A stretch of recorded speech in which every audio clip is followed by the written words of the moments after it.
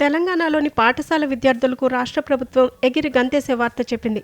విద్యార్థులకు సంక్రాంతి సెలవులు ప్రకటిస్తూ ఉత్తర్వులు జారీ చేసింది. తాజా ఆదేశాల ప్రకారం రాష్ట్ర వ్యాప్తంగా ఉన్న అన్ని ప్రభుత్వ, ప్రైవేట్, ఎయిడెడ్ పాఠశాలలకు వరుసగా సెలవులు రానున్నాయి. ప్రభుత్వ ఉత్తర్వుల ప్రకారం జనవరి 10 నుంచి జనవరి 16 వరకు పాఠశాలలకు సంక్రాంతి సెలవులు ఉంటాయి.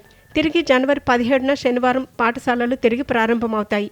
నిజానికి అకాడమిక్ క్యాలెండర్ ప్రకారం సెలవులు ఉన్నప్పటికీ జనవరి 16న కనుమ పండుగను ఐచ్ఛిక సెలవుగా ప్రభుత్వం గుర్తించింది. జనవరి 16 వరకు సెలవులను పొడిగిస్తూ పాఠశాల విద్యాశాఖ డైరెక్టర్ నిర్ణయం తీసుకున్నారు. అకాడమిక్ క్యాలెండర్ ప్రకారం 6 రోజులు కాగా తాజా ఉత్తర్వులతో మరో అదనపు హాలిడే యాడ్ అవ్వడంతో మొత్తం 7 రోజులు సంక్రాంతి సెలవులు వచ్చాయి.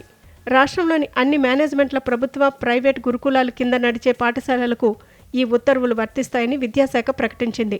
ఈ మేరకు హైదరాబాద్, వరంగల్ రీజనల్ జాయింట్ డైరెక్టర్లతో పాటు రాష్ట్రంలోని అన్ని జిల్లాల విద్యాశాఖాధికారులు తగిన చర్యలు తీసుకోవాలని విద్యాశాఖ ఆదేశించింది. పండుగ పూట ఊళ్లకు వెళ్లే విద్యార్థులు, ఉపాధ్యాయులకు ఈ నిర్ణయంతో ఊరట లభించినట్లయింది.